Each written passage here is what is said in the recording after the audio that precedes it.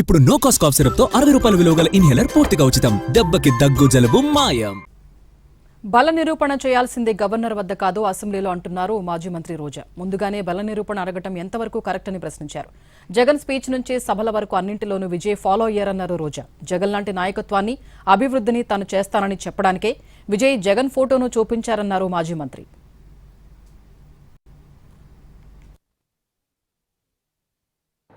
ఎన్నికల ప్రచారంలో విజయ్ జగన్ ఉన్న ఫోటోకు అభిమానిస్తే చాలా ప్రేమగా దాన్ని ఎత్తి చూపించడం జరిగింది. ఒక ముఖ్యమంత్రి క్యాండిడేట్ పక్క రాష్ట్రంలో ఉన్న మాజీ ముఖ్యమంత్రి ఫోటో పట్టుకోవాల్సిన అవసరం లేదు. అయినా పట్టుకున్నారంటే అర్థం ఏంటి? జగనన్న లాంటి నాయకత్వం నేను ఇస్తాను అని ఆయన చెప్పకనే చెప్పాడు. ఎందుకంటే ఫోటో చూపించాడో అప్పుడే ఆయన కూడా జగన్ గారిని గౌరవిస్తున్నారన్న సంగతి తెలుస్తుంది. సో అవన్నీ చూసిన ప్రజలు ఈరోజు విజయ్ ని ముఖ్యమంత్రిగా కావాలని కోరుకున్నారు అంటే జగన్ గారిని కూడా వాళ్ళు ఆశీర్వదించినట్టే లెక్క.